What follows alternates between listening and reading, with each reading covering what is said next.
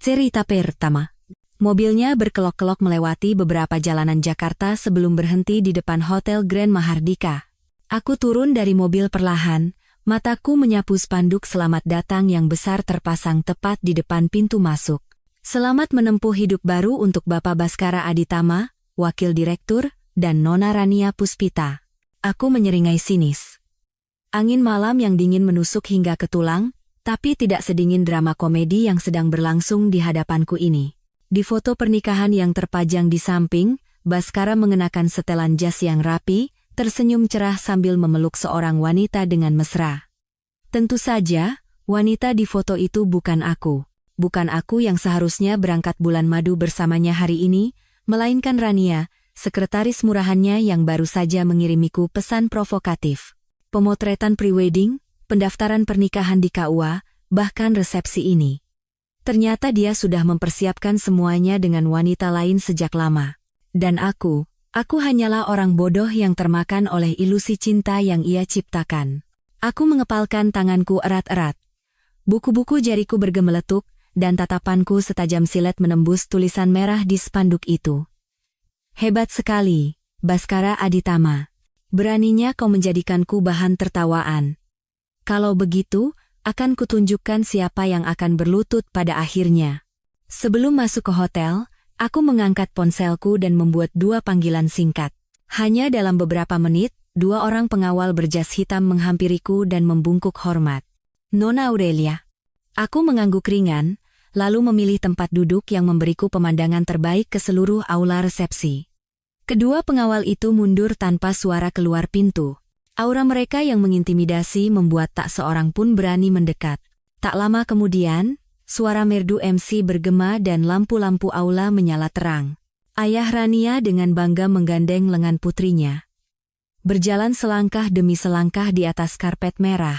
Di seberang, pria yang telah meninggalkanku dengan alasan proyek super besar Baskara Aditama mengenakan setelan jas gagah, berjalan dengan senyum cerah untuk menyambut pengantinnya. Tepat saat tangan mereka akan bertemu, aku bangkit dan menendang betisnya sekuat tenaga dengan sepatu hak tinggiku. Bak! Dia langsung tersungkur di tengah aula, membuat Rania ikut terjatuh. Kerudung pengantinnya terlepas dan buket bunganya berserakan di lantai. Aula seketika menjadi ricuh, pekikan kaget terdengar di mana-mana. Baskara menggeram, hendak melontarkan makian, tetapi saat ia mengangkat kepala dan mata kami bertemu, seluruh tubuhnya membeku. Ia mulai gemetar seperti orang yang kehilangan jiwa. Rania berteriak panik, "Mas Baskara, cepat bantu aku berdiri." Namun, Baskara bahkan tidak berani menatapnya. Ia tetap tersungkur di depan kakiku, gemetar ketakutan, tanpa niat sedikit pun untuk bangkit. Aku melipat tanganku di dada dan dengan suara sedingin es, aku berkata-kata demi kata, "Pernikahan yang begitu megah.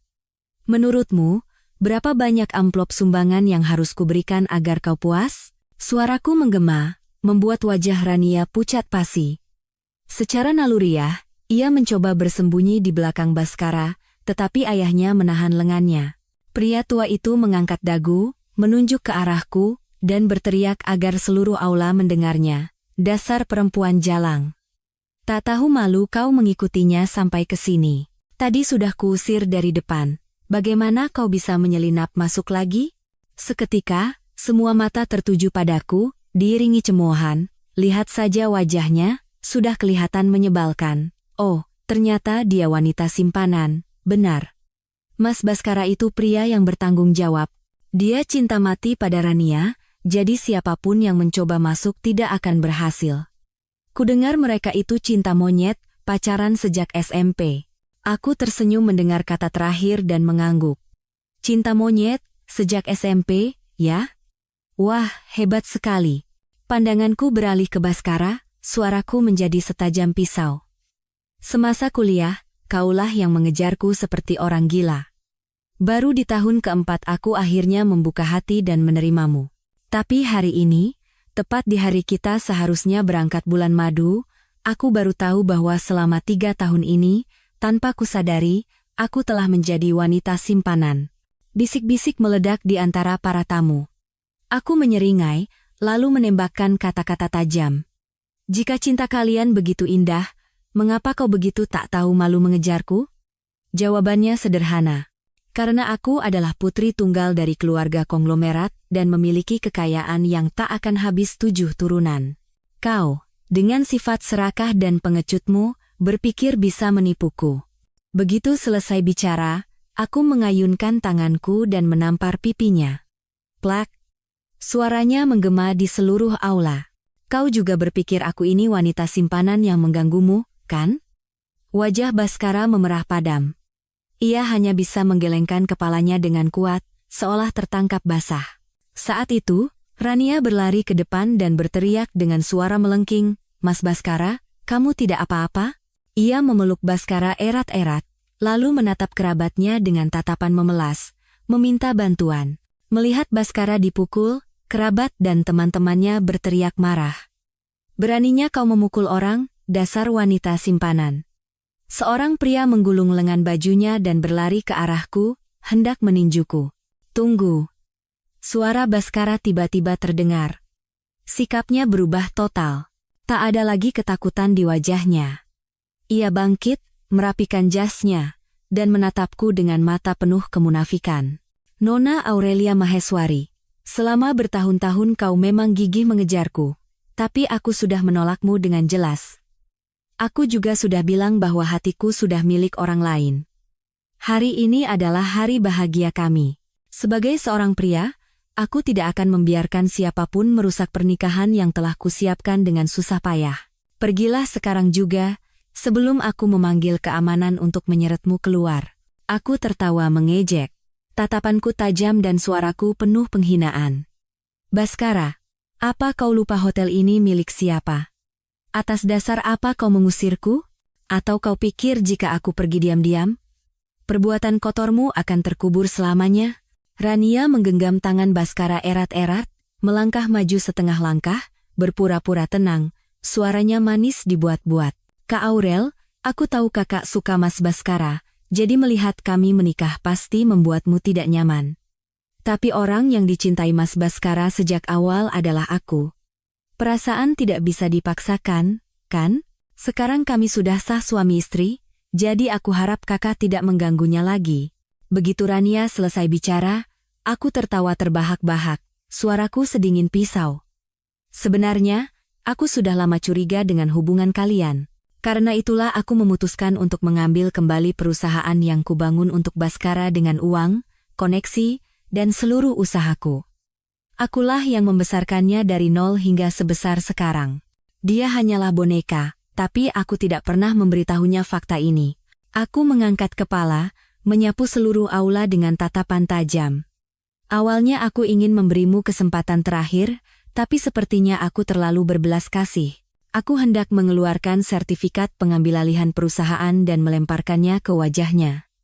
Tepat saat itu, ayah Rania memutar matanya dan sengaja berteriak keras, "Ah, aku ingat. Perempuan ini kan sekretaris yang diceritakan Rania, yang punya niat buruk pada perusahaan Mas Baskara." Aku tersenyum sinis, lalu menginjak kaki Baskara dengan keras menggunakan sepatu hak tinggiku. Ia meringis kesakitan. "Kau pikir kau siapa?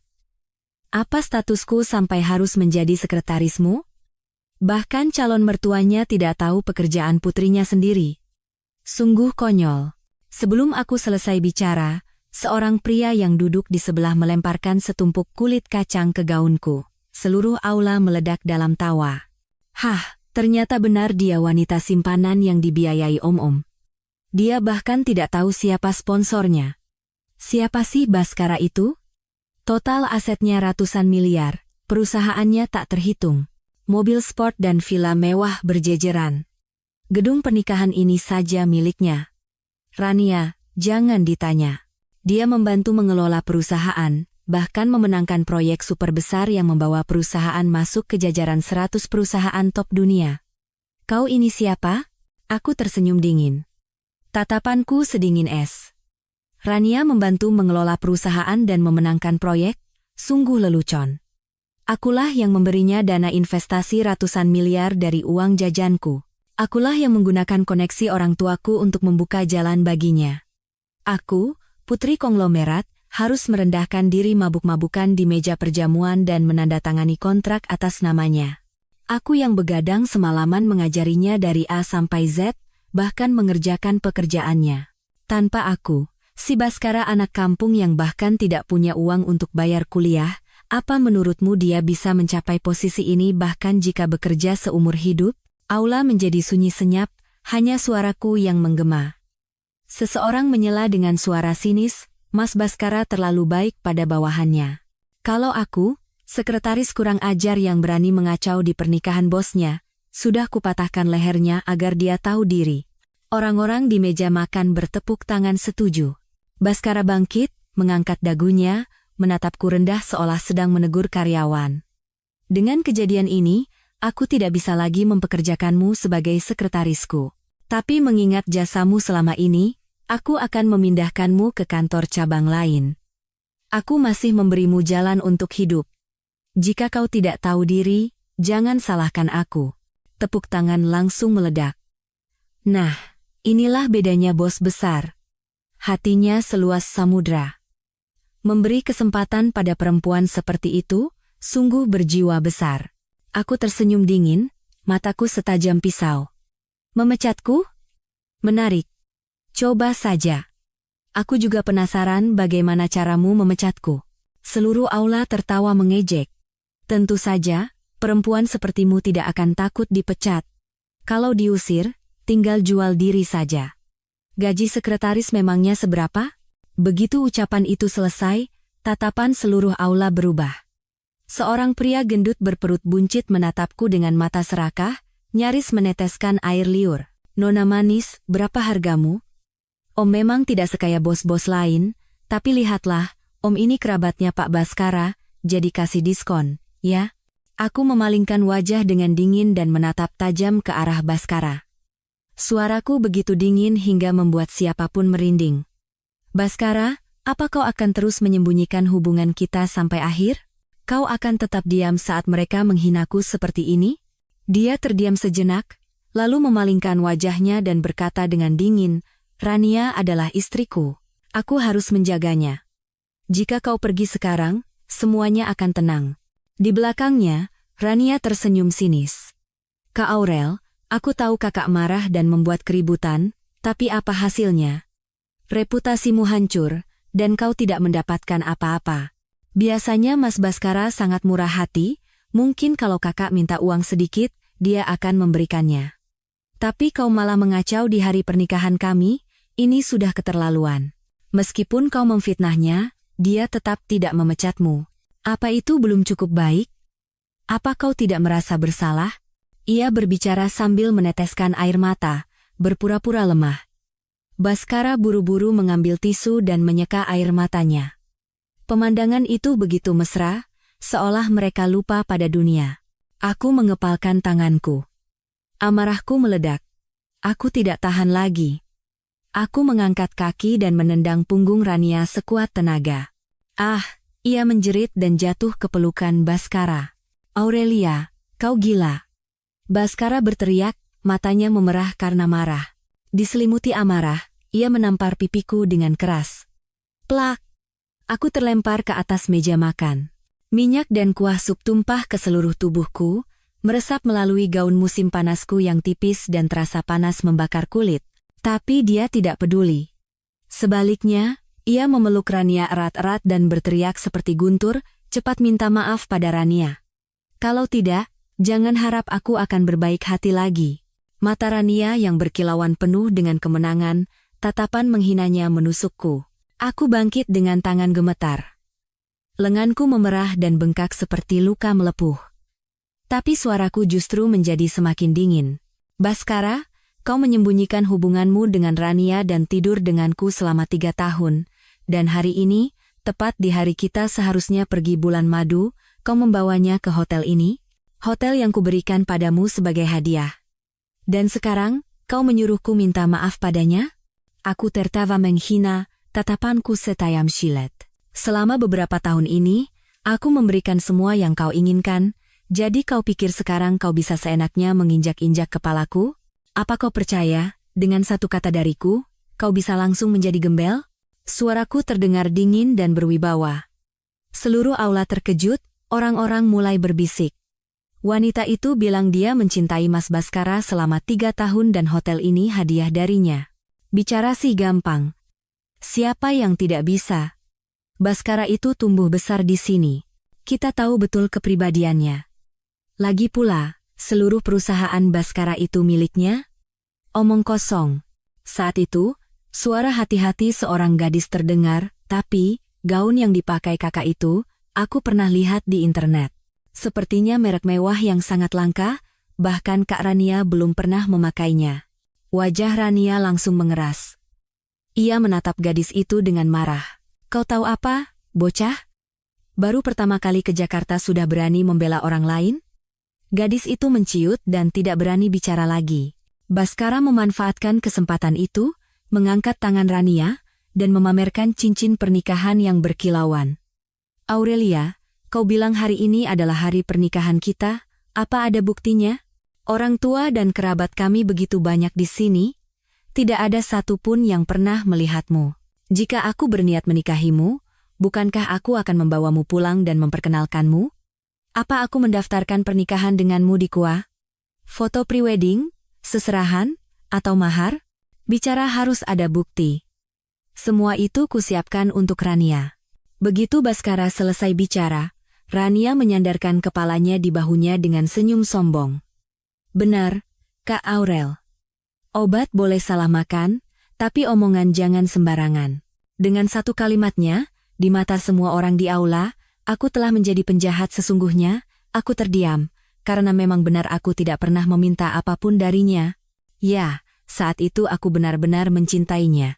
Aku tidak kekurangan apapun, jadi hal-hal seperti mahar atau prosesi yang merepotkan tidak pernah terpikirkan olehku.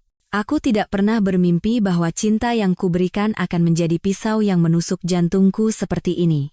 Bisik-bisik semakin kencang. Dasar wanita simpanan pengganggu hubungan orang, sekarang mau membela diri apalagi?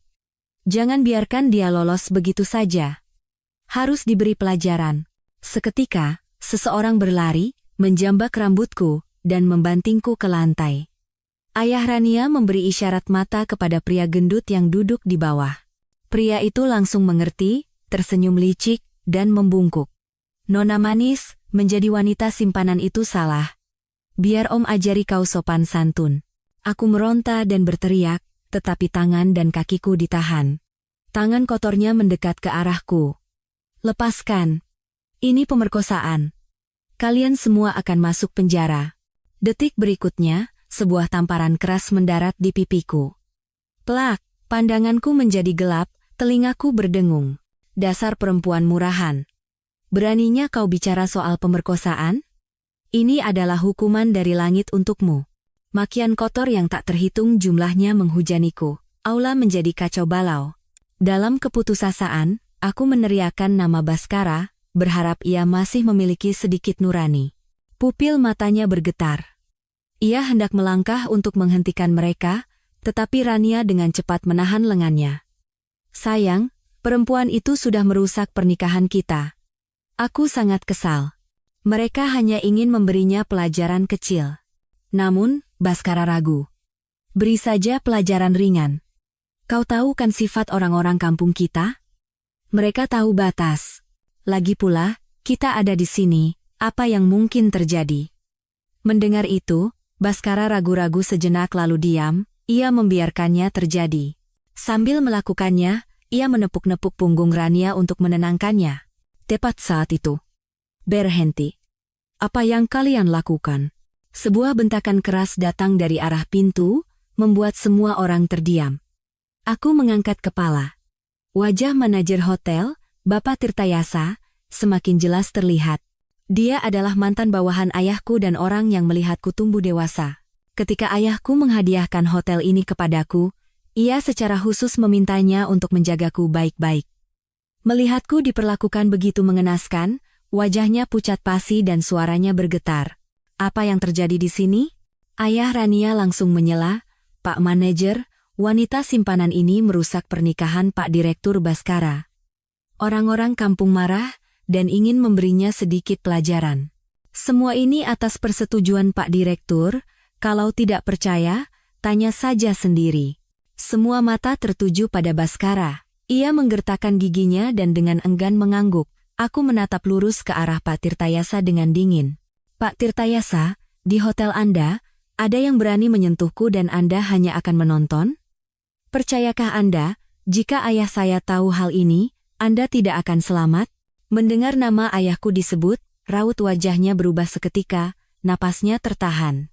Tapi sesaat kemudian, ia mengangkat kepala dan berkata dengan nada menantang, naga di Jakarta pun tak bisa mengalahkan ular di daerah. Terlebih lagi, hotel ini sekarang atas nama Pak Direktur Baskara. Saya adalah manajer yang bekerja di bawahnya, dan Anda hanyalah seorang wanita simpanan. Apa yang perlu ditakutkan dari ayah seorang wanita simpanan? Kemudian, ia berbisik di telinga Baskara, perempuan jalang itu percaya diri sekali bisa menindas Anda. Dia harus diberi pelajaran yang sangat menyakitkan. Anda sekarang adalah pengusaha dengan aset ratusan miliar. Mengapa ragu hanya karena satu perempuan?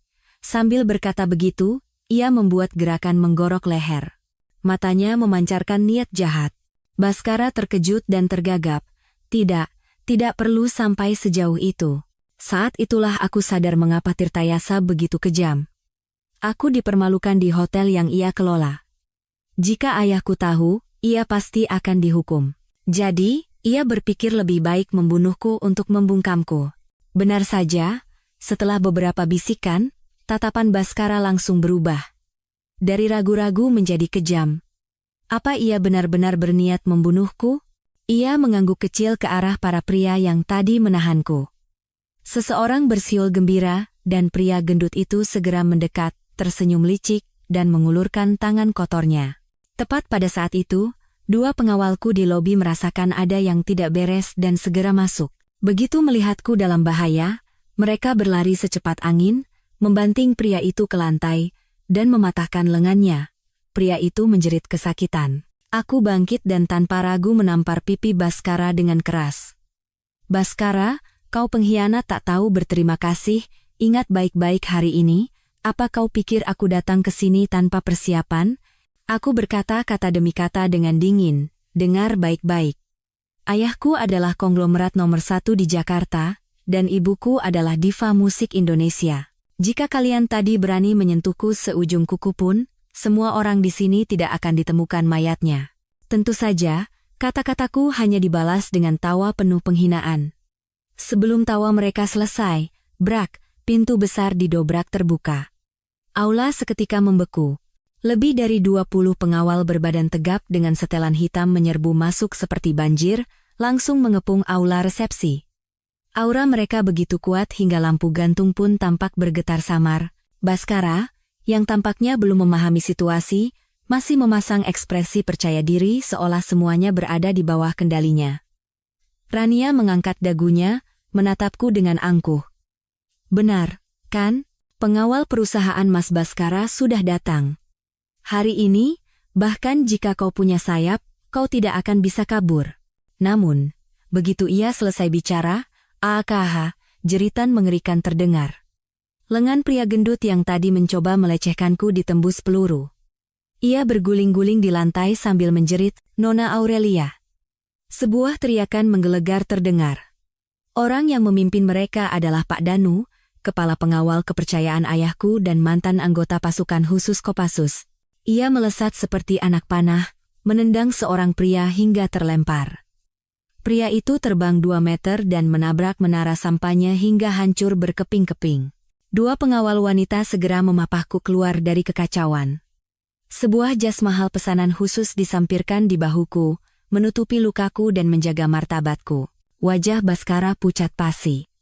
Akhirnya sadar, ia berteriak seperti orang gila, kalian gila. Aku bos kalian. Akulah yang memanggil kalian. Dasar bodoh. Apa kalian tidak bisa membedakan siapa yang memberi kalian gaji? Pak Tirtayasa ikut berteriak, keamanan. Keamanan mana? Cepat seret orang-orang ini keluar. Namun, para satpam hotel hanya berdiri diam seperti patung, bahkan serempak mundur 2 langkah, tatapan mereka dingin. Tirtayasa membelalakan matanya, rambutnya berdiri, dan ia berteriak, kalian semua tuli. Aku manajer di sini. Beraninya kalian mengabaikan perintahku. Saat itu, tok, tok, tok, terdengar langkah kaki teratur dari luar pintu. Sekelompok orang masuk dengan rapi. Tim pengacara pribadi keluarga kami dan para eksekutif senior grup perusahaan. Aura hikmat mereka membuat aula resepsi hening. Kerabat-kerabat Baskara dari desa belum pernah melihat pemandangan seperti ini seumur hidup mereka, bahkan untuk bernapas pun mereka kesulitan. Udara terasa begitu tegang seolah akan membeku. Orang yang memimpin adalah Pak Wirawan, Wakil Presiden Direktur. Ia berjalan perlahan, menatap Baskara dengan tatapan sedingin es. Pak Direktur Baskara, bibirnya menyeringai. Ah, tidak. Seharusnya saya panggil Anda Baskara saja. Mulai sekarang, Anda bukan lagi direktur perusahaan kami. Apa? Wajah Rania memucat, suaranya bergetar. Apa omong kosong yang Anda katakan? Pak Wirawan, seolah tak sudi menjawab, memberi isyarat kepada sekretaris di belakangnya. Sekretaris itu segera menyerahkan setumpuk dokumen dengan stempel merah. Pukul 3.45 dini hari tadi, Tuan Besar Maheswari telah secara resmi menandatangani semua dokumen pengambilalihan saham. Jarinya menunjuk tepat pada tanggal dan waktu. Suaranya monoton namun kejam. Seluruh saham, hak manajemen perusahaan, bahkan rekening pribadi Anda, semuanya telah dibekukan dan dialihkan ke atas nama Nona Aurelia Maheswari. Ia menekankan setiap kata. Dengan kata lain, mulai sekarang, Anda tidak memiliki apa-apa. Aula meledak dalam keterkejutan, lalu kembali hening seperti kuburan. Tidak mungkin. Baskara berlari ke depan, merebut dokumen itu. Dengan tangan gemetar, ia membolak-balik lembar demi lembar. Bibirnya membiru. Palsu. Ini semua palsu. Ia berteriak seperti orang gila, lalu berbalik menatapku. Matanya memerah. Aurelia, beraninya kau memalsukan dokumen? Kau menyuap mereka untuk menjebakku. Rania juga kehilangan akal sehatnya, mencengkeram kerah baju Pak Wirawan dan berteriak, palsu, ini semua pasti palsu. Suamiku adalah pengusaha ratusan miliar, bagaimana mungkin perusahaannya direbut begitu saja? Ayahnya juga berteriak seperti orang gila, kalian semua berkomplot. Perempuan jalang itu menyewa orang untuk berakting karena tidak ada yang bisa ditipunya lagi. Pak Tirtayasa, meskipun gemetar ketakutan, ikut menggertakkan giginya. Benar, wanita ini pasti penipu. Dan siapa lagi itu yang katanya eksekutif senior? Ia berteriak dengan suara bergetar. Saya sudah melayani Pak Direktur Baskara selama bertahun-tahun, tapi saya tidak pernah melihat wajah mereka. Mereka pasti aktor bayaran perempuan itu. Orang-orang kampung yang tadinya membela Rania dengan angkuh kini membeku dan mulai berbisik. Baskara, apa ini benar? Perusahaan sebesar itu bangkrut dalam semalam? Tidak mungkin, kan? Ibu-ibu yang tadi melemparkan kulit kacang ke wajahku kini pucat pasi. Tidak mungkin. Bukankah perempuan itu wanita simpanan? Bagaimana bisa dia mengambil alih seluruh perusahaan Baskara? Baskara, seolah meraih sedotan terakhir, berteriak sekuat tenaga, jangan tertipu, ini semua sandiwara. Perempuan itu menyewa orang untuk membalas dendam padaku. Pak Wirawan tertawa dingin. Tatapannya setajam pisau. Ia menjentikkan jarinya, dan dua orang pengawal mendorong layar LCD besar ke tengah aula. Di layar, sertifikat hak milik hotel dari 15 tahun yang lalu ditampilkan dengan jelas. Pemilik hotel, Aurelia Maheswari. Aula benar-benar hening, suara Pak Wirawan terdengar monoton dan dingin. Hotel ini sejak awal adalah milik Nona Aurelia Maheswari. Dan Anda, Baskara, tidak pernah memiliki 1% pun saham. Anda hanyalah pria simpanan yang dipelihara oleh Nona Aurelia. Duar. Kata-kata itu seperti sambaran petir. Baskara kehilangan seluruh kekuatannya dan terduduk di lantai. Matanya kosong. Aku mendorong pengawal ke samping dan perlahan mendekatinya. Menatapnya dari atas, suaraku terdengar dingin. Pak Direktur, sekarang siapa yang memecat siapa? Plak. Aku menampar pipinya. Di aula yang sunyi senyap, suara itu menggema. Layar besar berganti, menampilkan riwayat hidup pribadiku. Aurelia Maheswari. Putri tunggal Tuan Besar Maheswari, konglomerat nomor 1 di Jakarta. Lulusan terbaik dari Universitas Seni terkemuka dunia. Satu-satunya pewaris grup Maheswari. Selanjutnya, muncul video wawancaraku di sebuah forum keuangan internasional dan foto ibuku, sang diva musik, yang merangkul bahuku sambil tersenyum cerah di karpet merah Grammy Awards. Aula meledak dalam keterkejutan.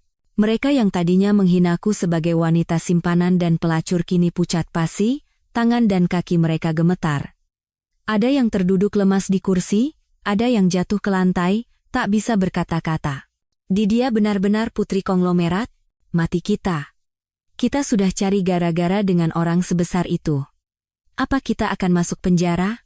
Udara menjadi begitu berat hingga tak seorang pun berani bernapas. Yang pertama, bereaksi adalah Rania. Ia segera mendorong Baskara menjauh, menunjuknya, dan berteriak seperti orang gila, Baskara yang menipuku. Dia tidak pernah bilang kalau dia hanya pria simpanan. Dia bilang dia pengusaha sukses ratusan miliar yang merintis dari nol. Aku hanya ingin mencari pria baik-baik, tapi aku ditipu olehnya. Ayah Rania merobek korsase di dadanya, mencengkeram kerah baju Baskara, menamparnya, dan berteriak seperti guntur, dasar kau binatang. Putriku sudah berumur 28 tahun. Masa mudanya habis untukmu. Atas dasar apa kau menipunya? Menipu seluruh keluarga kami? Pak Tirtayasa, dengan kaki gemetar, langsung berlutut di hadapanku, memohon dengan tergagap, Nona Aurelia, ampuni nyawa saya. Baskara yang mengancam saya. Dia bilang akan merebut semua harta Nona dan menggantikan posisi Nona dengan Rania. Saya bodoh karena percaya padanya. Saya sudah melayani Tuan Besar bertahun-tahun, selalu setia. Tolong beri saya satu kesempatan lagi. Ampuni saya kali ini saja. Ibu-ibu yang tadi menatapku tajam kini gemetar, lalu berbalik dan menampar pipi Baskara dengan keras. Dasar kau bajingan. Hidup menumpang pada orang lain, beraninya memfitnah Nona Aurelia sebagai wanita simpanan. Pria gendut yang tadi hendak menyerangku kini wajahnya ditekan ke lantai oleh orang-orang. Wajahnya pucat. Bibirnya bergetar. Nona Aurelia, saya salah. Saya juga ditipu. Saya hilaf. Mohon maafkan saya sekali ini saja. Suara Pak Tirtayasa bergetar pasrah, ia bersujud dengan wajah pucat. Saat itu, Baskara juga gemetar. Ia sadar bahwa dirinya telah hancur total. Ia merangkak ke kakiku, memeluk pergelangan kakiku, air mata dan ingus membasahi wajahnya. Aurel, aku cinta kamu. Aku benar-benar cinta kamu. Semua ini karena Rania yang menggodaku. Dia mengancamku. Katanya kalau aku tidak menikahinya, dia akan menyebarkan ke seluruh dunia kalau aku hanya pria simpanan. Aku hanya kehilangan akal sesaat karena gengsi. Aurel, bisakah kau memberiku satu kesempatan lagi? Aku akan langsung menceraikan perempuan itu. Mulai sekarang, aku akan hidup hanya untukmu. Aku akan mencintaimu selamanya. Kumohon, maafkan aku. Ia meraung seperti anjing yang dipukuli.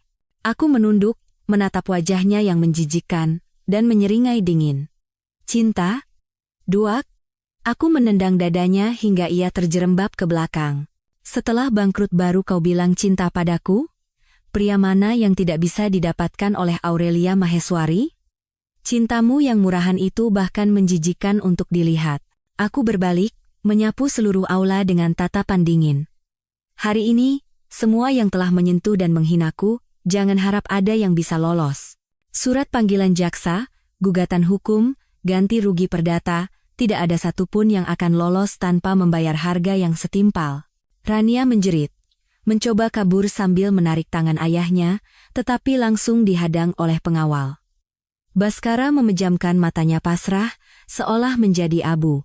Raungan putus asa menggema di aula yang diliputi ketakutan dan kekacauan. Aku berbalik dan pergi dengan angkuh. Suara sepatu hak tinggiku menginjak pecahan kaca dan sobekan gaun pengantin di lantai terdengar begitu jelas, seperti suara menginjak-injak mimpi yang sia-sia. Di belakangku, terdengar tangisan mereka yang menyedihkan. Aku menepati janjiku untuk membuat Baskara menjadi gembel. Semua yang pernah kuberikan padanya, kuambil kembali tanpa sisa. 2 minggu kemudian, di Pengadilan Negeri Jakarta Pusat. Ruang sidang yang hikmat begitu hening hingga tak seorang pun berani bernapas. Suara tegas hakim menggema. Setelah melalui penyelidikan, terdakwa Baskara Aditama telah mencoba menipu properti Nona Aurelia Maheswari dengan berpura-pura dalam hubungan pernikahan. Jumlah aset grup Maheswari yang disalahgunakan dengan jabatannya sebagai manajer sangat besar. Pada saat yang sama, tindakannya menghasut orang lain untuk melakukan penganiayaan berat terhadap Nona Aurelia Maheswari adalah perbuatan yang sangat tercela. Tatapan tajam hakim menembusnya, dan palu diketuk dengan keras. Dengan mempertimbangkan semua keadaan, terdakwa Baskara Aditama dijatuhi hukuman 12 tahun penjara. Tok, Baskara, dengan wajah pucat, gemetar dan jatuh tersungkur di kursi terdakwa. Rania, dengan tatapan kosong, menangis dan hendak mengatakan sesuatu, tetapi yang keluar hanyalah isak tangis putus asa. Hakim melanjutkan, terdakwa Rania Puspita, karena mengetahui bahwa Baskara berada dalam hubungan pernikahan dan dengan sengaja bersekongkol dalam penipuan properti, dijatuhi hukuman 7 tahun penjara. Tidak. Kakinya lemas, ia terduduk di lantai, memeluk lengan ayahnya dan meraung-raung, "Ayah, aku tidak mau masuk penjara, aku tidak mau." Tapi ayahnya sendiri sulit menyelamatkan diri dari dakwaan penghasutan penganiayaan terhadapku. Ia dijatuhi hukuman 5 tahun. Terdakwa Tirtayasa, karena menyalahgunakan wewenangnya untuk membantu tindakan kekerasan Baskara terhadap Nona Aurelia Maheswari dan adanya unsur percobaan pembunuhan, dijatuhi hukuman 10 tahun penjara. Tirtayasa, dengan wajah pucat, membenturkan kepalanya ke meja terdakwa, pasrah pada nasibnya. Orang-orang kampung yang menghina, memfitnah, dan menyerangku, tak ada satupun yang lolos. Semua dijatuhi hukuman penjara antara 3 hingga 8 tahun, tergantung tingkat keterlibatan mereka. 3 hari kemudian, aku membawa seorang desainer kembali ke hotel yang pernah kuberikan pada Baskara, tempat ia mencoba melangsungkan pernikahan dengan selingkuhannya. Saat pintu terbuka, kemewahan dan keramaian telah lenyap, hanya menyisakan kekosongan dan hawa dingin.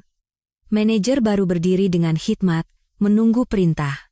Aku berjalan perlahan, menyentuh dinding yang bernoda bekas sampahnya. "Robohkan." Manajer itu terkejut. "Maaf, Nona, robohkan apa?" Aku tersenyum tipis, tatapanku dingin, suaraku tegas. "Robohkan seluruh aula ini dan bangun kembali." Tanganku menyapu dinding tua yang bernoda. Tatapanku sedingin es. "Mulai sekarang, nama tempat ini bukan lagi Baskara, tapi Aurelia." Desainer itu segera mendekat dan bertanya dengan hormat, "Nona, gaya seperti apa yang Anda inginkan untuk renovasinya?" Aku mengangkat tangan dan menunjuk lurus. "Tembok sebelah sini hancurkan semua, dan bagian sini hilangkan sama sekali. Mulai sekarang, tempat ini akan menjadi galeri seni dengan tema kelahiran kembali Phoenix. Agar semua yang menginjakkan kaki di sini akan ingat bahwa mereka yang berani mengkhianati dan mempermainkan perasaan, suatu saat akan bernasib menjadi abu."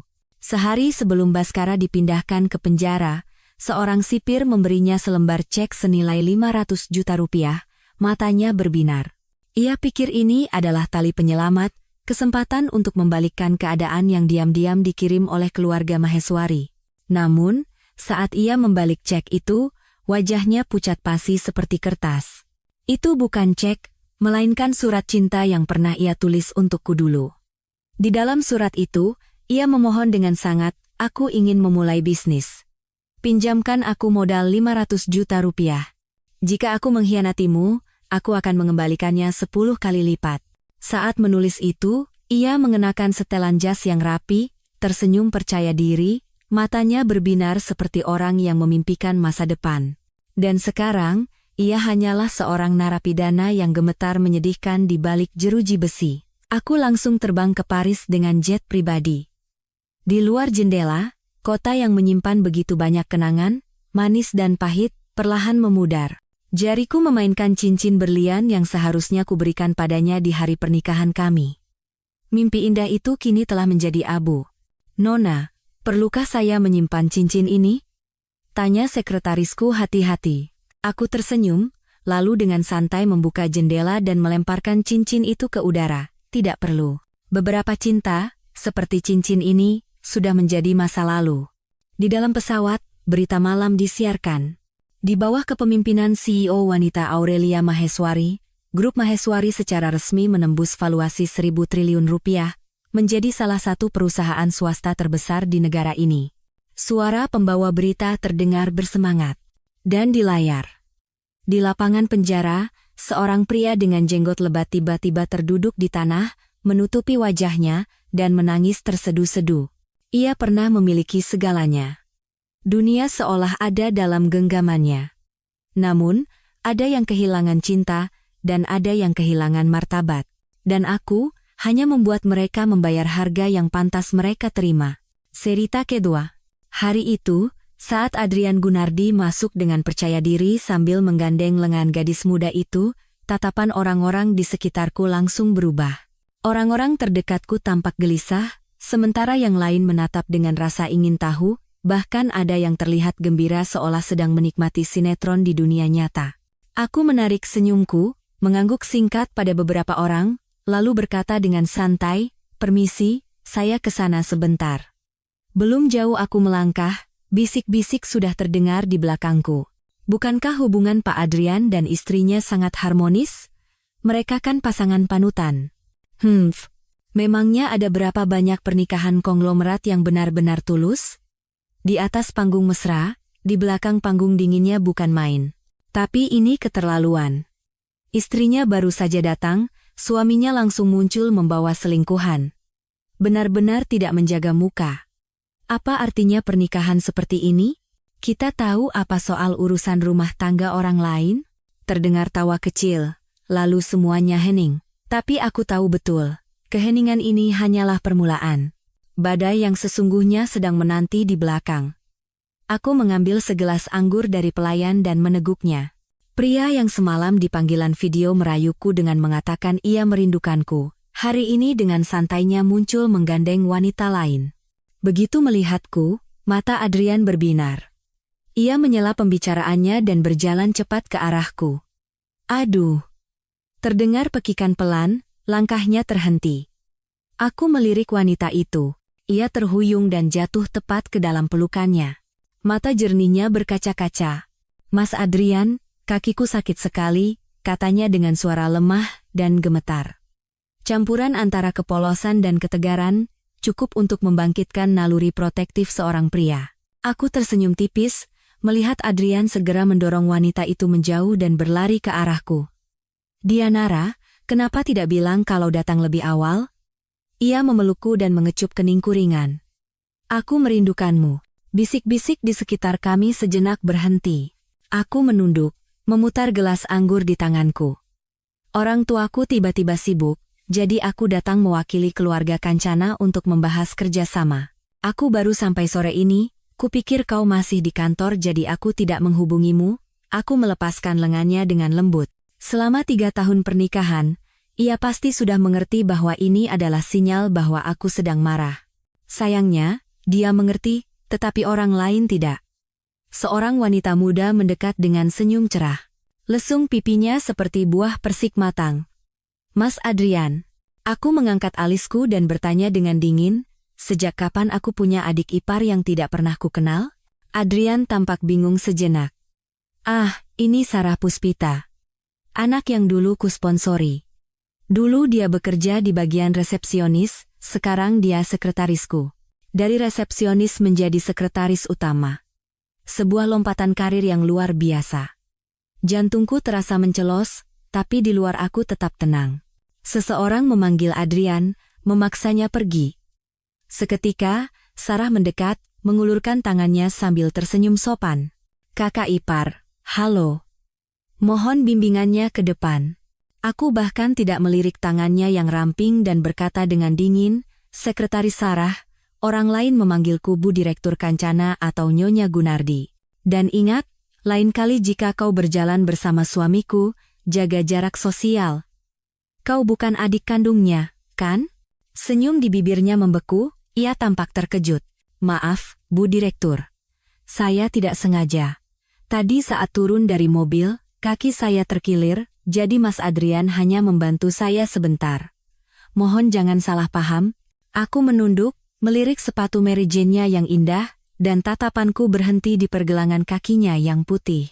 Saat Adrian kembali, Sarah langsung berkaca-kaca dan berkata dengan suara gemetar, "Mas Adrian, maafkan aku. Gara-gara aku tidak hati-hati dan kakiku cedera, aku jadi membuat Bu Direktur tidak senang. Aku akan istirahat di sana saja, nanti kalau pekerjaan Mas sudah selesai, kita pulang bersama." Adrian berkata dengan lembut, "Tidak, aku akan minta sopir mengantarmu pulang lebih dulu." Wajah Sarah menegang. "Mas Adrian." Aku tidak berkata apa-apa. Aku hanya merasa muak dengan panggilan manis itu. "Mas Adrian." Telingaku terasa panas mendengarnya. Sebaiknya panggil dia Pak Direktur. Kalau tidak, aku merasa seperti tiba-tiba punya adik ipar. Dia menggigit bibirnya, melirikku, lalu berkata pada Adrian dengan ragu, "Di luar kan aku biasa memanggilnya begitu, jadi kalau tiba-tiba diubah, rasanya masih belum terbiasa." Hatiku terasa jatuh ke jurang. 3 tahun pernikahan. Aku percaya Adrian adalah pria yang dingin, profesional, dan tidak pernah mencampur-adukan urusan pribadi dengan pekerjaan. Tapi sekarang, semua prinsip itu goyah hanya karena seorang sekretaris. Akhirnya, Adrian pun menyadari ketegangan di antara kami. Melihat tatapan penuh harap Sarah, ia mengerutkan kening sejenak, lalu berkata dengan dingin, "Memang tidak pantas. Mulai hari ini, ubah panggilannya." Sebelum ia selesai bicara, air mata Sarah jatuh berderai. Ia terisak dan berkata dengan suara gemetar, "Baik, Pak Direktur." Suaranya penuh dengan kepiluan. Aku hanya merasa itu lucu. Aku memandangnya dari atas ke bawah, lalu tersenyum sinis. Menangis? Apa menangis itu solusi? Perusahaan ini bukan agensi pencari bakat, dan tidak ada tisu untuk menyeka air matamu. Kalau kau tidak terbiasa mengubah panggilan, menangislah di luar. Jangan mengotori lantai di sini. Wajah Sarah pucat pasi, tubuhnya gemetar, dan ia terdiam. Setelah ia pergi, aku langsung menatap Adrian. Ia tersenyum getir dan mengusap rambutku. Suaranya lembut. Dia anak yang kusponsori dari panti asuhan. Baru lulus, sifatnya masih polos. Dianara, jangan gegabah menuduhnya sebagai wanita licik seperti teh hijau. Tidak enak didengar.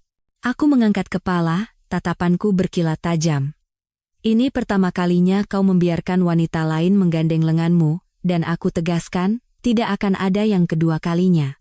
Adrian tertawa pelan. "Kau cemburu, ya?" "Tenang saja, itu hanya situasi tak terduga. Aku tidak ada hubungan apa-apa dengannya." Aku berkata-kata demi kata dengan dingin.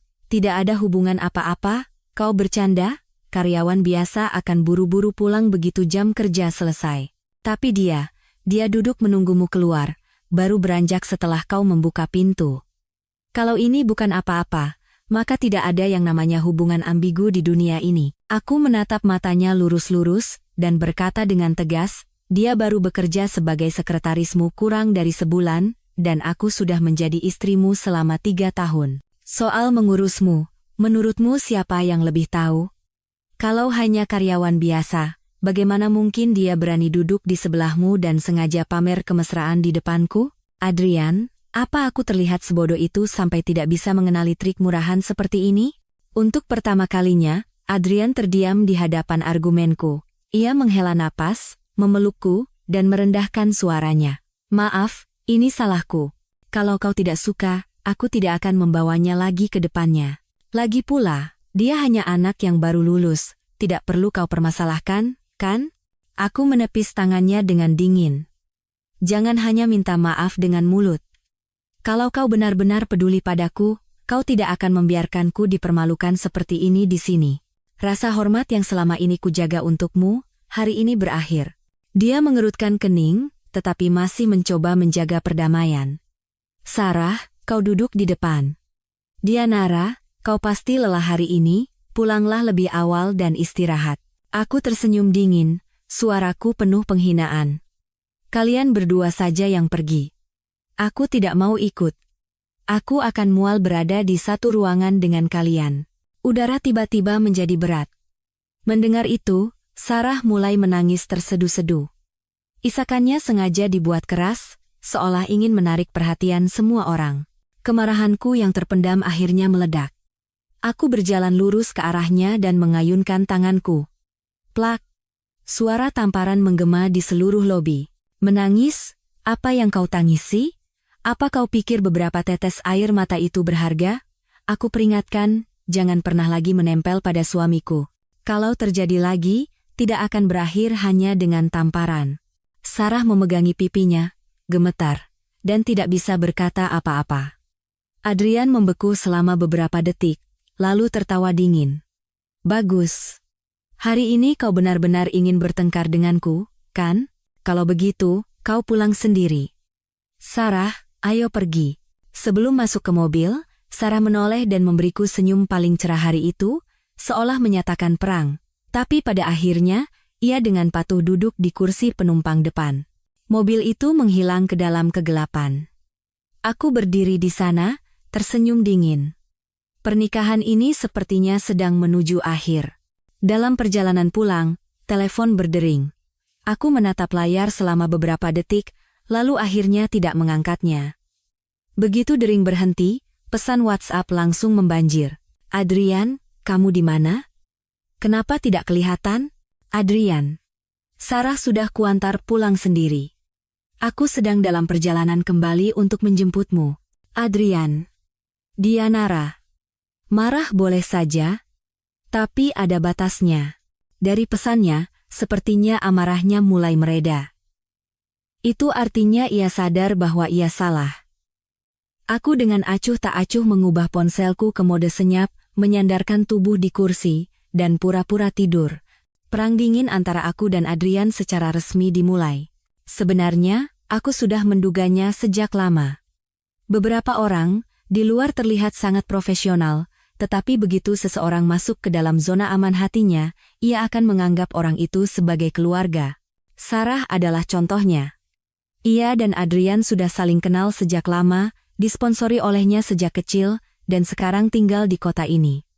Aku tahu betul, kota ini bukan pilihan terbaik untuknya. Ia memilih tinggal karena Adrian. Tatapan matanya tidak bisa berbohong. Ada rasa terima kasih, ada rasa suka, tetapi yang paling dalam adalah pemujaan mutlak.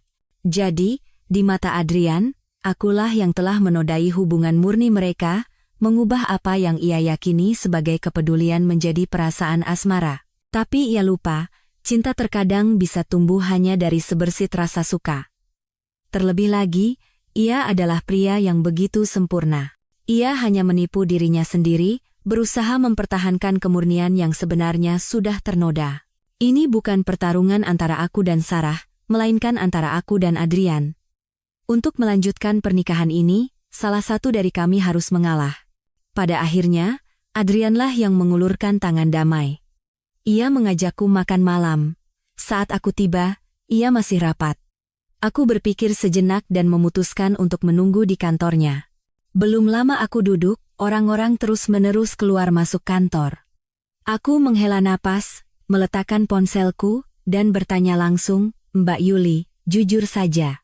Kalian terus datang bergerombol seperti ini, sebenarnya mau tanya apa? Sekretaris Adrian kebanyakan masih muda dan lebih merasa nyaman denganku daripada dengannya. Mbak Yuli, sebagai perwakilan, menyipitkan matanya dan tersenyum. Kalau begitu saya wakilkan, Bu, sekretaris pribadi Pak Adrian yang baru itu katanya teman masa kecilnya, ya? Hubungan mereka agak aneh, kan? Aku tertawa sinis. Teman masa kecil? Maksudmu Sarah itu? Dengar dari mana? Tapi kenapa dia tidak kelihatan di kantor? Sudah tidak bekerja bersama lagi? Sekretaris lain menyela, awalnya memang bekerja bersama, tapi beberapa hari yang lalu dipindahkan ke tim perencanaan. Ada gosip katanya ibu tidak suka ada perempuan terlalu cantik di samping Pak Adrian.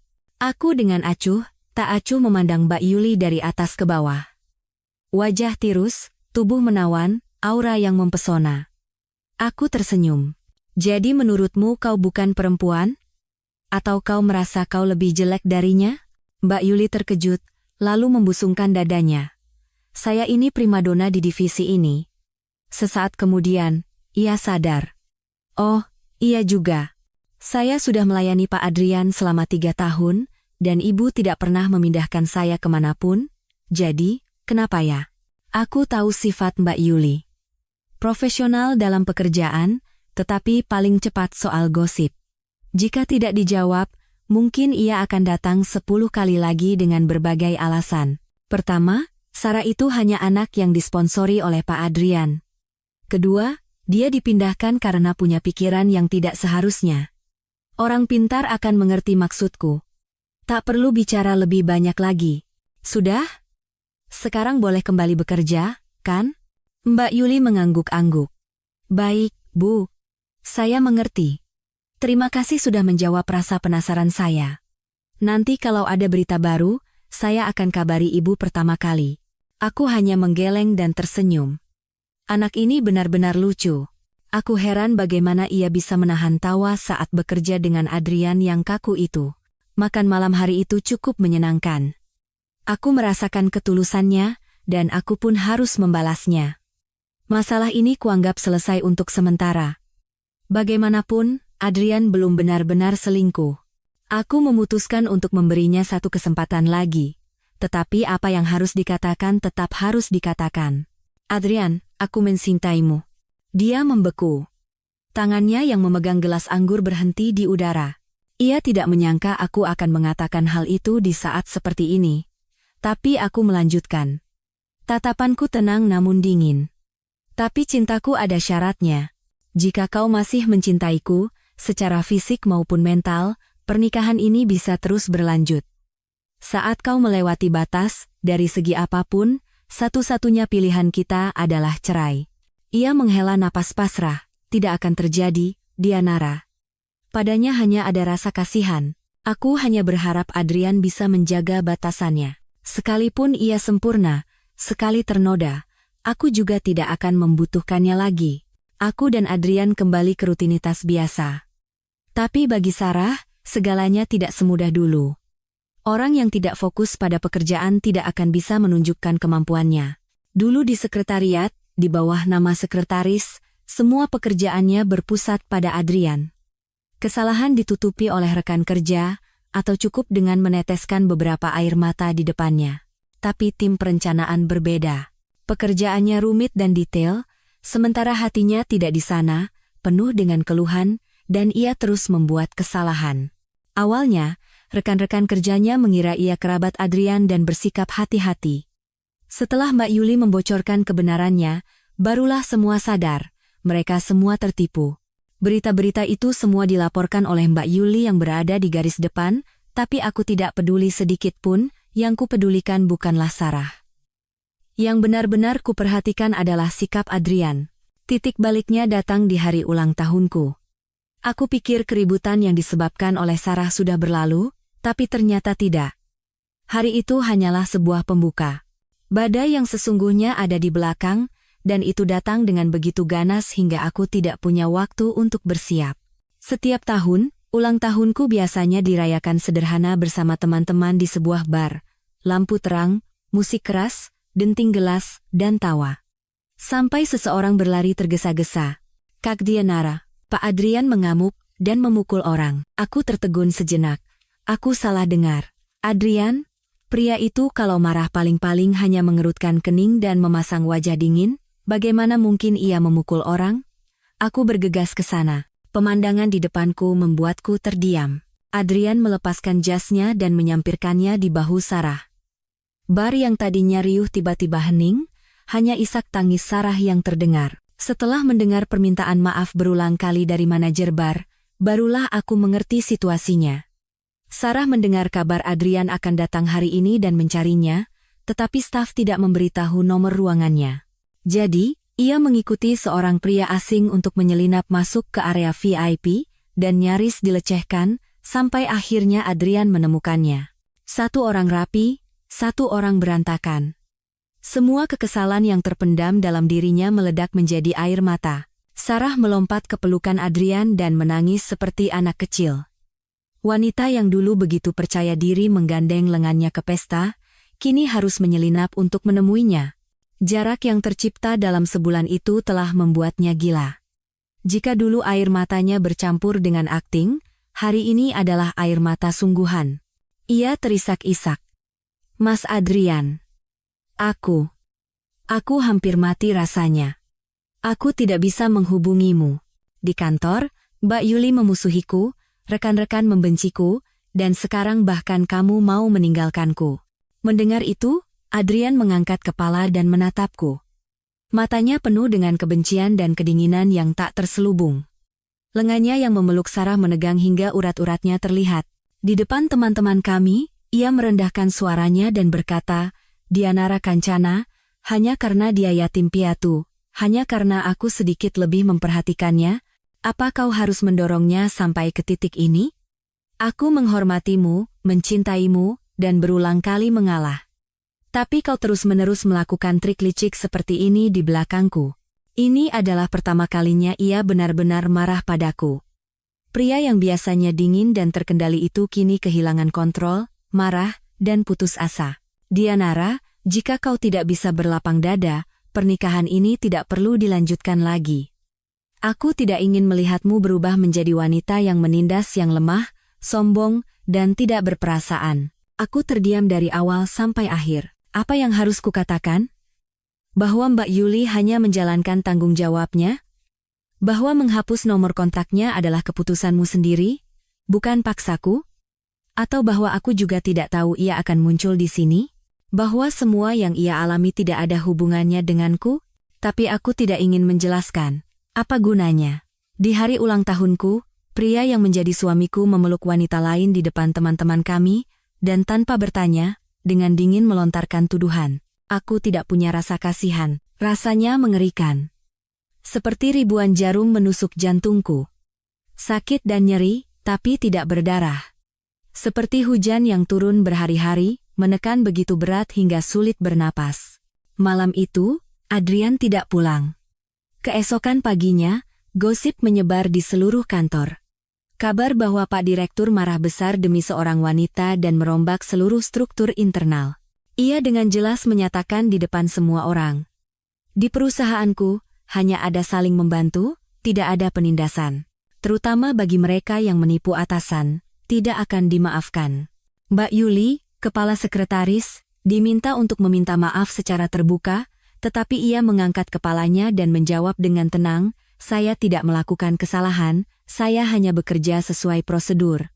Jika Pak Direktur menganggap saya salah, mungkin satu-satunya kesalahan saya adalah salah menilai posisi sebenarnya Nona Sarah di hati Bapak. Yah, bahkan istri sah Bapak saja dihina di depan umum, apa yang bisa diharapkan dari karyawan kecil seperti saya? Ia tersenyum sinis, lalu berkata dengan tegas, Pak Direktur, saya mengundurkan diri. Adrian tidak menahannya sedikit pun dan langsung menerima surat pengunduran dirinya. Setelah itu, ia menunjuk Sarah sebagai kepala sekretaris menggantikan Mbak Yuli. Seketika, seluruh divisi sekretariat menjadi kacau. Aku merasa bersalah dan menawarkan pekerjaan pada Mbak Yuli di grup Kancana. Ia tertawa santai. Di bawah pemimpin yang tidak bisa membedakan urusan pribadi dan pekerjaan, perusahaan itu cepat atau lambat akan bangkrut. Anggap saja saya keluar lebih awal dan mau istirahat sejenak. Aku sangat menghormati karakternya. Jika kau mau, pintu grup Kancana selalu terbuka untukmu. Setelah itu, aku dan Adrian pisah ranjang. Tepatnya, dia yang pergi dari rumah. Tidak ada yang menyebut kata cerai, tapi dialah yang pergi.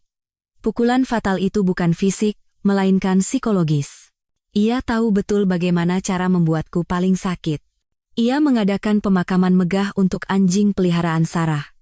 Padahal ia tidak suka anjing, tapi anjing itu adalah hadiah darinya dulu. Ia membawanya ke acara makan malam amal, dan hanya dengan satu kata aku suka, ia menghabiskan miliaran untuk membeli kalung dan memasangkannya langsung di lehernya. Mereka muncul bersama di rapat industri, lembur bersama hingga larut malam.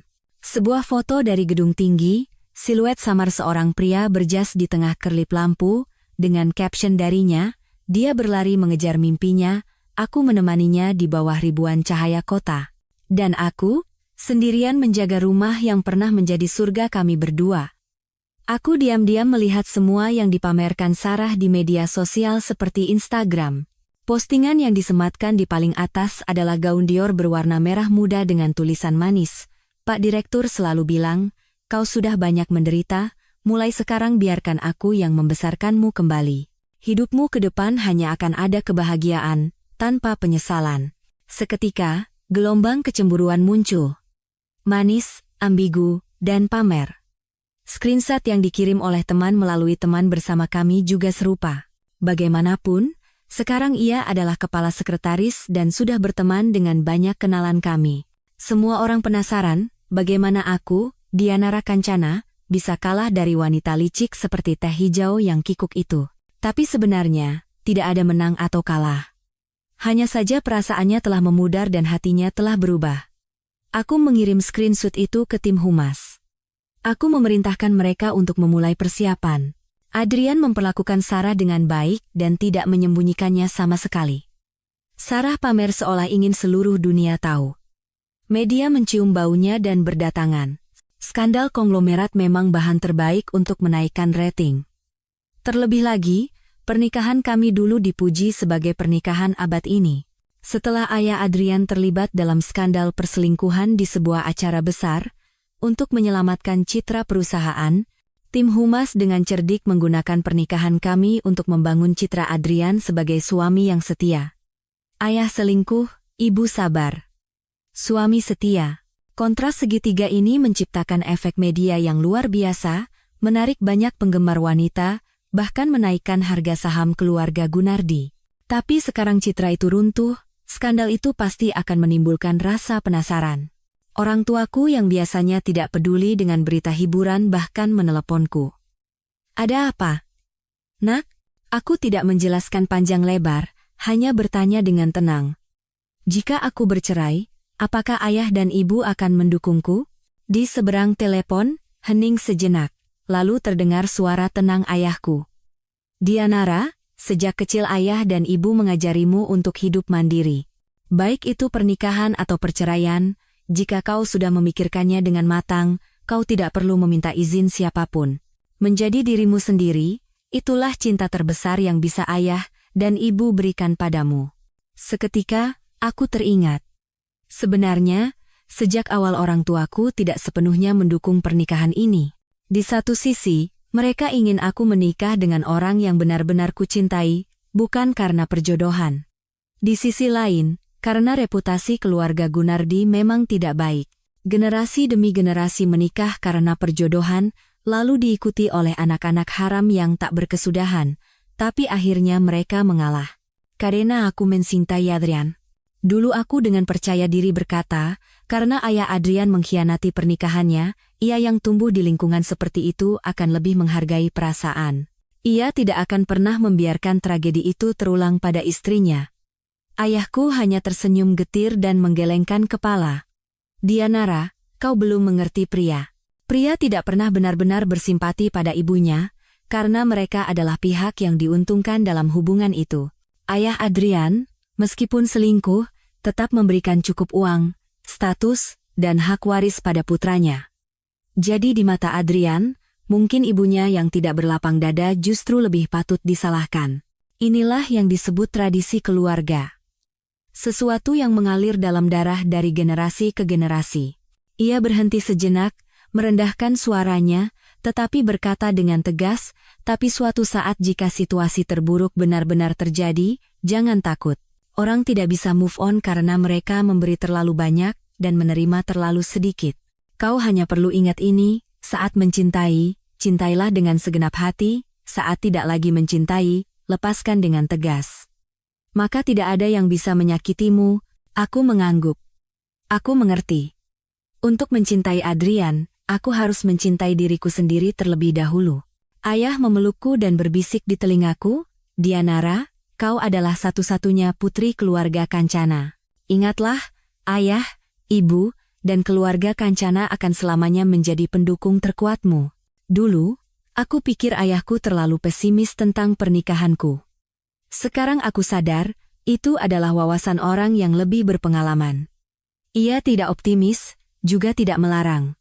Ia hanya diam-diam mengingatkan dan menjadi pendukung yang kuat.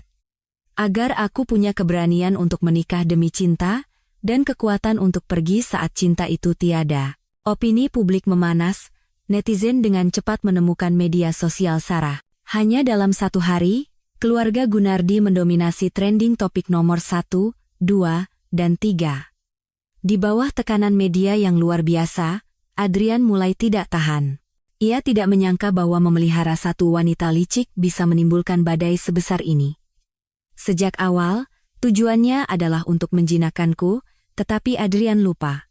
Aku dan dia berasal dari latar belakang, pendidikan, dan lingkungan yang sama. Satu-satunya perbedaan adalah dia laki-laki dan aku perempuan. Lalu mengapa pada akhirnya aku yang harus mengalah? Adrian memintaku untuk menghadiri pesta bersamanya dan mengklarifikasi rumor perselingkuhan. Aku setuju, tetapi bukan dengan cara menjadi boneka yang digiring tangannya. Aku meminta konferensi pers resmi. Jika pernikahan ini dimulai dengan kemegahan, maka harus diakhiri dengan kemegahan yang setara. Di hari konferensi pers, Adrian sendiri yang menjemputku. Aku membuka pintu penumpang depan dan berhadapan dengan Sarah yang sudah duduk di sana. Ia tersenyum manis. Kakak ipar, halo. Hari ini konferensi persnya akan saya dampingi penuh, jadi kalau ada yang dibutuhkan, bilang saja. Ucapannya sopan, tetapi matanya provokatif, dan ia sama sekali tidak berniat beranjak dari kursinya. Aku tersenyum tipis, melirik Adrian di kursi pengemudi. Wajahnya dingin, bibirnya terkatup rapat. Kali ini ia tidak marah. Aku hanya diam-diam berbalik, membuka pintu belakang, dan duduk, seperti seorang ratu yang duduk di singgasananya. Kemenangan di mata Sarah tidak bisa disembunyikan.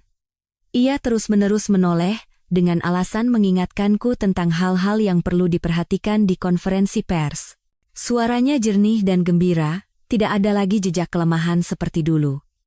Jelas sekali Adrian telah mendidiknya dengan sangat baik selama ini.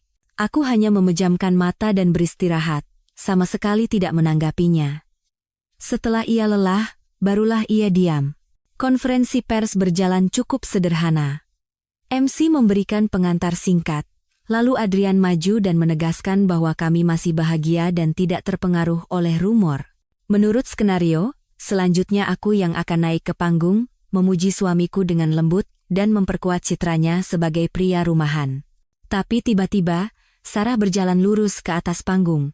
Ia mengambil mikrofon dan berkata sambil berkaca-kaca bahwa ia telah menyiapkan hadiah spesial untuk Adrian. Segera, layar besar menyala. Itu adalah video dari pertemuan pertama mereka di panti asuhan, surat-surat dan pesan, hingga foto saat Adrian memberinya anjing peliharaan dan membawanya jalan-jalan saat kelulusan. Seluruh prosesnya diedit dengan apik seperti film romantis. Penonton berbisik-bisik.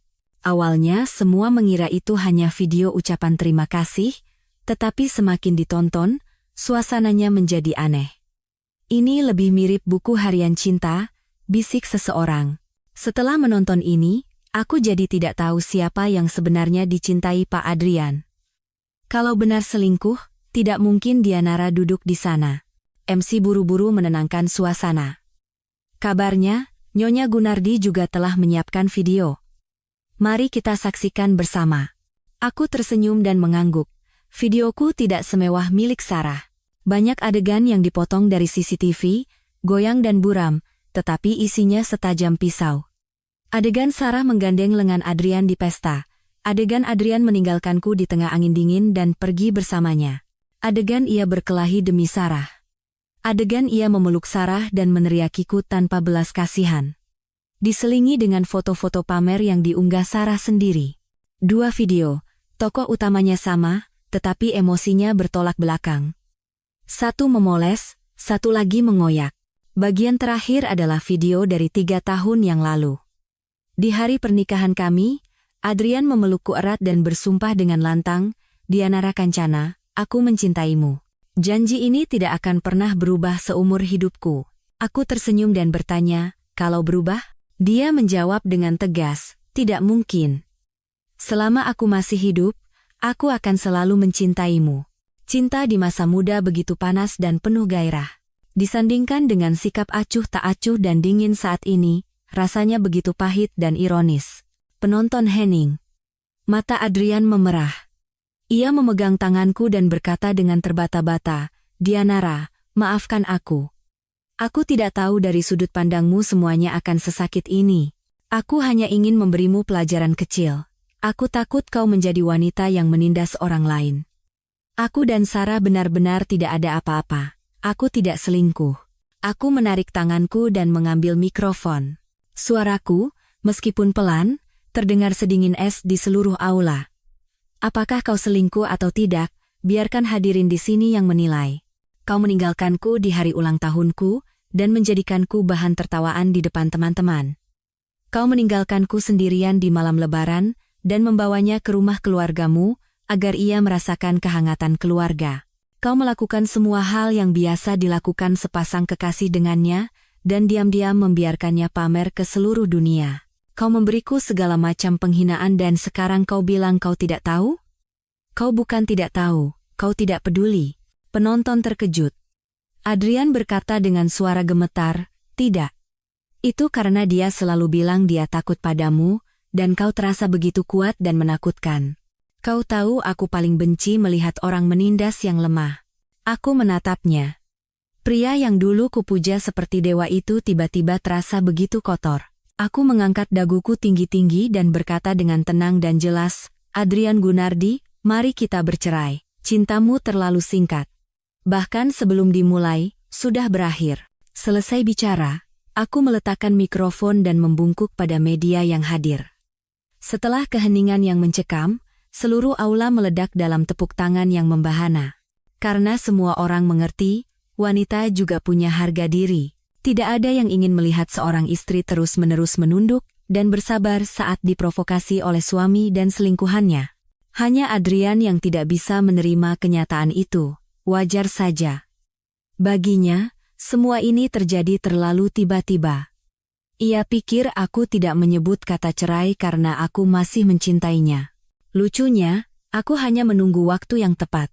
Sejak saat itu, grup Kancana melesat, sementara grup Gunardi tidak lagi bisa bersaing. Selama beberapa tahun terakhir, berkat citra suami setia, grup Gunardi mendapat banyak keuntungan, bahkan memperluas lini produk wanitanya. Kalau begitu, sekarang aku akan membuat mereka merasakan akibatnya. Ditelan oleh citra yang mereka ciptakan sendiri. Aku tidak bisa membiarkan orang-orang tak tahu malu itu terus menikmati semua keuntungan. Aku sengaja membiarkan perasaanku pada Adrian memudar. Mengabaikan pameran Sarah setiap hari, selangkah demi selangkah membuat mereka melewati batas, mengarahkan opini publik, dan akhirnya melancarkan serangan terakhir. Serangan itu mengakhiri sebuah pernikahan, dan juga membuka babak baru dalam perang media terbaik. Setelah perang itu, grup Kancana seolah mendapat sayap, penjualannya meroket, produk wanitanya laris manis. Sebaliknya, grup Gunardi dilanda krisis, harga sahamnya anjlok, terutama lini produk wanitanya yang nyaris hanya menumpuk di gudang. Netizen kembali mengungkit skandal perselingkuhan ayah Adrian, Tuan Besar Gunardi. Anak haramnya saja lebih dari 10. Opini publik memanas. Pepatah buah jatuh tidak jauh dari pohonnya terasa begitu pas. Saat ini, Adrian sibuk luar biasa. Ia harus menahan dewan direksi dan waspada terhadap anak-anak haram ayahnya yang mengincar kekuasaan. Tuan Besar Gunardi mengubah strategi, membiarkan mereka saling bertarung, dan hanya menonton dari pinggir. Namun, Adrian tetap menolak bercerai. Ia tidak percaya cintaku telah pudar, ia pikir aku hanya salah paham tentang hubungannya dengan Sarah. Ia memecat Sarah dan menggantinya dengan sekretaris pria. Setiap hari ia menelepon, mengirim pesan, meminta maaf, dan menyesal. Aku merasa terganggu, memblokir semua kontaknya, dan secara resmi mengajukan gugatan cerai. Mengetahui hal itu, Adrian mabuk dan pingsan di depan pintu rumahku tengah malam. Saat aku membuka pintu, ia dengan mata memerah dan suara serak memohon, "Dianara, bisakah kita tidak bercerai? Kita bisa pisah ranjang. Aku akan memulai dari awal lagi. Aku akan mengejarmu lagi. Aku tidak pernah mencintai siapapun selain kamu seumur hidupku. Aku hanya mencintaimu." Manusia memang seperti itu.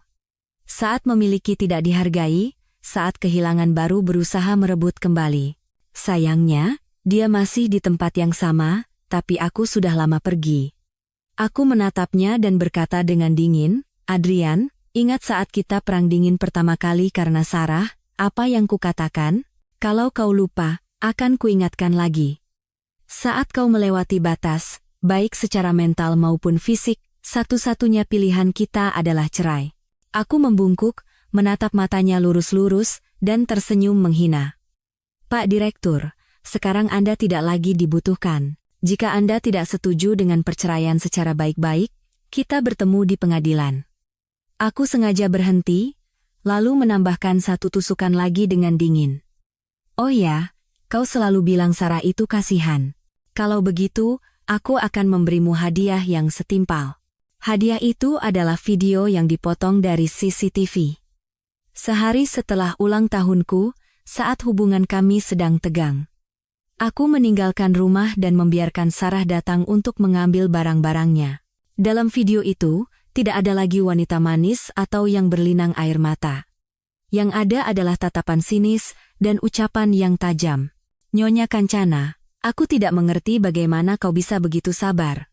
Daripada bercerai, kau lebih memilih bertahan di rumah kosong ini. Sungguh konyol, bukan? Dalam video, aku berdiri tegak dan berkata dengan suara sedingin es, jika aku bercerai, itu karena aku yang mau, bukan karena pihak ketiga murahan sepertimu yang ikut campur. Sarah tertawa mengejek, suaranya manis yang menyakitkan telinga. Apa kau tidak tahu? Sekarang, yang tidak dicintai itulah pihak ketiga. Aku tertawa pelan, lalu menampar pipinya dengan keras. Suaranya menggema di ruangan. Suaraku tegas, setiap katanya setajam pisau. Kau terlalu banyak membaca novel tentang wanita licik, ya? Pihak ketiga adalah wanita yang mengganggu pernikahan orang lain, jenis yang hidup dari belas kasihan dan nafsu rendahan. Aku, Dianara Kancana, adalah istri sah, menikah secara resmi, dan punya buku nikah yang dilindungi hukum. Kau, hanya dengan satu kalimat dia sudah tidak mencintaimu, berharap aku akan mundur begitu saja? Atas dasar apa kau berani menghakimiku seperti itu? Aku melangkah maju. Setiap kataku setajam pisau. Jika dia mengalami kecelakaan, apa kau punya hak untuk menandatangani surat persetujuan operasi? Jika dia meninggal, apa kau memenuhi syarat hukum untuk mewarisi hartanya? Aku benar-benar tidak mengerti. Kenapa di dunia ini ada wanita yang menjadi selingkuhan tapi merasa dirinya cinta sejati, dan seenaknya menyuruh istri sah untuk bercerai? Kalau kau memang begitu hebat, coba suruh Adrian yang bicara. Begitu ia yang meminta, hari itu juga aku akan ke pengadilan agama. Atau jangan-jangan, wanita sepertimu hanya meminjam dua kata cinta sejati untuk menutupi kerendahan dirimu. Aku tersenyum tipis, suaraku menjadi dingin. Ingat, hari ini aku membiarkanmu di sini karena aku meremehkanmu, bukan karena aku tidak mampu menyingkirkanmu. Singkatnya, aku tidak selevel denganmu. Udara menjadi berat, Sarah pucat pasi, terdiam kaku. Akhirnya, ia lari terbirit-birit keluar dari rumah ini. Inilah Dianara Kancana yang sesungguhnya. Bukan orang yang lemah dan sabar, melainkan seorang ratu yang angkuh. Dulu di universitas, ia adalah jagoan debat. Sekali bicara, semua katanya adalah pedang, setiap serangannya mematikan. Setelah Sarah pergi, aku terdiam beberapa detik, lalu air mataku jatuh berderai. Sambil menangis, aku dengan dingin menghancurkan semua foto pernikahan dan kenangan di dalam rumah. Saat itu, aku tahu kami benar-benar tidak bisa kembali. Akhirnya, Adrian pun setuju menandatangani surat cerai. Bagiku itu kabar baik. Membawa masalah ini ke pengadilan hanya akan memperburuk keadaan. Pembagian harta sudah kurapikan dengan bersih sebelumnya. Ia tidak mengajukan keberatan apapun. Saat pergi untuk mengambil akta cerai, Adrian sekali lagi berkata pelan, "Maafkan aku." Aku hanya tersenyum dan melambaikan tangan seolah mengusir angin dingin. 3 kata maafkan aku, kau sudah terlalu sering mengatakannya. Aku sudah bosan mendengarnya. Dia tersenyum tipis. Sedikit sedih dan pasrah.